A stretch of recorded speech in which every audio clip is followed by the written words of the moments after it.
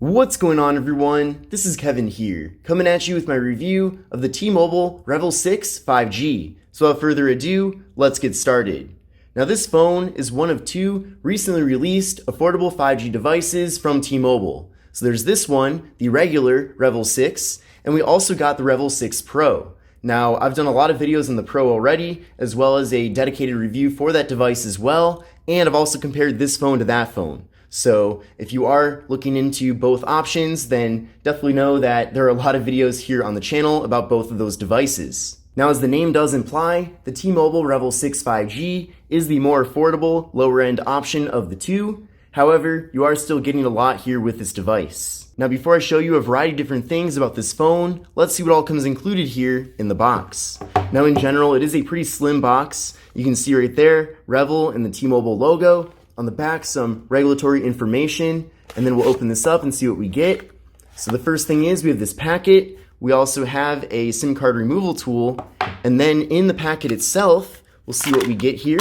So we have a quick start guide for the device, and we also have a USB-C cable for charging and data transfer. So unfortunately, there is no USB wall adapter here included, so if you don't have one of those, you will have to buy that separately, so keep that in mind. Now, the T-Mobile Revvl 6 5G does feature a very affordable MSRP. In fact, the MSRP for this device is just $169. However, I'd imagine that most people end up getting this phone won't even be paying that. I know at Metro, for example, you can actually get this phone for free. So there's definitely nothing better than free, that's for sure. There might be some other strings attached, such as the requirement to switch in from another carrier, but again, most people that get this phone will not be paying the full price for it. Nor would I necessarily recommend that either, considering that the carriers are always offering really good, generous deals and promotions. Now with this phone, we are getting a very large display at 6.5 inches. Now that's really awesome. There are nowadays quite a few budget options that do have large displays, such as this one. However, I do remember a certain time in the past where if you got a lower end phone, that usually meant that you were getting a phone that was smaller. Now, some people might prefer a smaller device. However, if you're like me, I do use my phone a lot for social media, watching video content, and reading ebooks. And all those various things are much better on a phone with a larger display. So not only is the display here big with the phone, but the display also looks pretty good. Now, compared to a phone that's a lot more expensive, it doesn't look nearly as good as one of those types of devices, but for what it is, I do feel like things do look pretty crisp and clear here. Now, the display is LCD, and it is 720p, but again, despite it being 720p, things do look pretty crisp. Now, it does feature a PPI of 270 and a 20:9 aspect ratio. So a more narrow but taller form factor. So if you want to go on Instagram or Twitter or any of those platforms, you're going to be able to see a lot of your feed here in a single frame just because of this aspect ratio being so tall. Now this device does feature a front-facing camera, and that camera is 5 megapixels. Now unfortunately, there is no portrait mode with the front-facing camera, which is quite a disappointment, but I'll be getting more into that later on in the video here. Another thing too about this phone, and you probably noticed it already, the design here really isn't that interesting. In fact, this overall form factor of having a water drop notch with a thicker bottom bezel has been around for quite a while. I've seen this from a variety of different brands. It almost seems like all these companies build their phones in the same factory based on how these designs are, but this phone easily could have launched in 2018 or maybe late 2017 and would have fit right in with what phones were coming out back then. So certainly if you are wanting to get this phone, I'd imagine you're not getting it because of the design necessarily being that modern or interesting or different. You're just getting it because you want a good, reliable smartphone, which honestly that really should be the priority. So I don't blame anyone for mostly wanting this phone for that purpose. Now internally with this device, we are getting 64 gigabytes of storage along with microSD card expansion. Now 64 gigs is pretty generous, especially for a phone that has an MSRP of well under $200. So that's great. Now some people might manage to fill that up over a period of time, so at least with the microSD card, you can always kind of offload some photos and videos and various things there, but at least having 64 gigs of internal storage is a pretty good amount. If it just had 32, I would definitely recommend avoiding this phone, so this configuration overall is pretty good. Now, there is no wireless charging with this phone, which is a bit disappointing, but we do have a fingerprint sensor on the power button, so let's give that a try. So you can see very fast and accurate there. Let's try that one more time. So very quick. So that's great. You can see it also has kind of this cool T-Mobile magenta accent to it. so that's nice too. But in addition to having the fingerprint sensor, this phone also features face unlock, so I do appreciate that we do have multiple methods here for accessing the phone. Now, on the back of the device, we do have a triple camera setup. So there's a 13 megapixel main camera, a 2 megapixel depth sensing camera for portrait mode, and a 2 megapixel macro camera for close-up images. Now here's how things look with the main camera on the device. Then from here, we can go over to the More tab and access the macro camera. And with the macro camera, we can get very close up and have things be in really good detail. Then we can go over to live focus to get portrait mode, so we can get those nice blurred out backgrounds. There's even a slider here too to adjust the blur, which is pretty cool. But like I was saying, an unfortunate thing with portrait mode is that it doesn't support the front-facing camera. Now typically, with pretty much any device, in pretty much any price segment as well, you could flip around to the front-facing camera, and then you take a standard selfie like right now. And fortunately, the front camera on here is pretty good, but typically on any device, you would then go to live focus or portrait mode or wherever they want to call it to get front-facing portrait mode. But you can see when we're in this front-facing mode here and I tap on live focus, it switches things back to the rear camera. So there is unfortunately no portrait mode with the T-Mobile Revvl 6 5G, and that might be a deal breaker for you, it might not be, but just know that that feature is not present here with this device, and I certainly wish it was. Now video recording with this phone does max out at 1080p with both the front and rear cameras, so just know there is no 4K video recording. However, I wouldn't really expect to get that with a phone in this segment. Now with this device, we are getting 4 gigabytes of RAM, paired up with the MediaTek Dimensity 700 processor. Now that is the same processor that is found in the Revvl 6 Pro 5G, so pretty cool that both phones do have the same processor, despite this being the more affordable option of the two. But just know that compared to that device, you are getting a bit less RAM here. So like I said, we're getting 4 gigabytes of RAM, whereas the Pro model of the phone does have 6 gigs of RAM. Now overall, I've been pretty happy with the performance here with the device, especially considering that it is a lower end phone. Honestly, in this price segment, you just want to hope that the phone actually works. So that's definitely the case. It does work well, but the performance is pretty good. So certainly nowhere near a $1,000 smartphone, for example, but for what it is, I feel like it definitely delivers as much, if not more, than what you'd expect. Now heading over to Geekbench 5, this is a benchmark testing app. I'll show you the scores from the test that I did.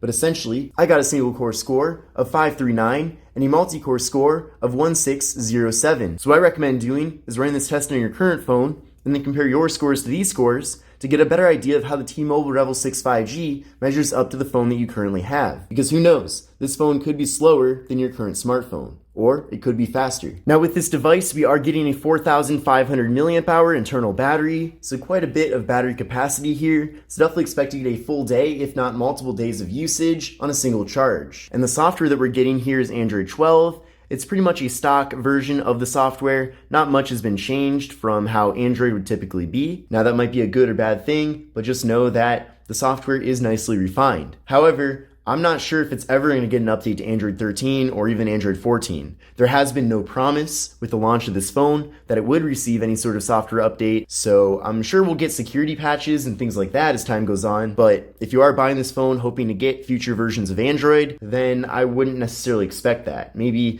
if you do get that, it would be a bit of a surprise, but certainly don't buy this phone if you like to get all the new versions of Android. Now, there is no NFC with this device, which is a bit disappointing, so if you do like to make mobile contactless payments using Tap and Pay, using services such as Google Pay, you cannot do that here with the T-Mobile Revvl 6 5G. Another thing I almost forgot to mention, along with the processor being pretty good for a phone in this segment, it does support 5G connectivity, which you're probably not surprised about, hence the name of this device. Now, at this point in 2022, late in 2022 for that matter, you can certainly get by with just 4G LTE, but I certainly think that it is great that we are getting 5G connectivity, as if you're going to go through all the time and effort of buying a brand new smartphone, you may as well get one that does support your carrier's latest and greatest network. Now, despite not having portrait mode for the front-facing camera, there is quite a bit I like here about the camera quality from the phone itself. All the rear cameras do a great job. I do appreciate that we do have that macro camera, and you can definitely take some photos that are usable with that, but overall the main camera does do a great job here.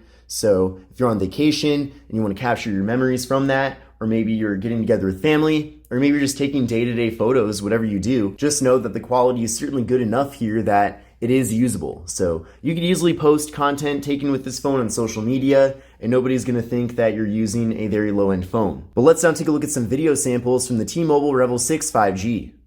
What's going on, everyone? This is Kevin here, coming at you with a 1080p front-facing test video from the T-Mobile Revvl 6 5G. Definitely curious to know what you think about the video and audio quality.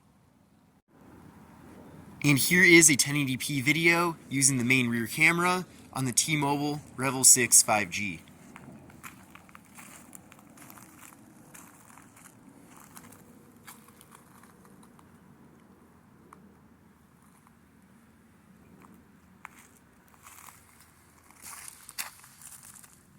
We do have pretty fast autofocus in video mode, which is nice.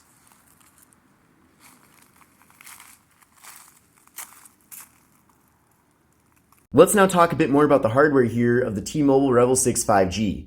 Now, I already talked a little bit about the build materials here and general design of the phone. Like I said, really nothing innovative or interesting about the design. We're just kind of getting this standard design with the thicker bottom bezel and water drop notch. But at the same time, I do like that we are getting a very large display here. Now, this phone is made completely of plastic. I do like this color though. It's kind of like a charcoal blue. So I think it does look pretty nice and kind of different from other phones I've covered. But since it is made completely of plastic, I do recommend pairing this phone up with some sort of case, just so that it doesn't get really scratched up as time goes on. Now on the left side of the phone, we have the slot for the micro SD card and SIM card. Then on the right side, we have volume up, volume down, and then also the power button, which does double as the fingerprint sensor. And that power button, as you can see, does have that T-Mobile magenta accent. Then up top here, we have the noise canceling microphone. And then on the bottom of the device, we have the 3.5mm headphone jack, microphone, USB-C port for charging and data transfer, and we have the speaker. And then on the back of the phone, we have the camera module with the 3 cameras there, the flash, and the T-Mobile logo. Now you can see the phone does pick up some fingerprints, but compared to a phone with a glossy back, it really doesn't. So I'm glad we have a matte finish here with the phone. With a 48 megapixel main camera, and then a 2 megapixel depth sensing camera, so we can get portrait mode with the rear camera. Now, despite the T-Mobile Revvl 6 5G having a 720p display, this is still a very good device for watching video content. As you can see here, you do have the ability to crop in and get a very immersive video viewing experience, and the speaker also gets decently loud.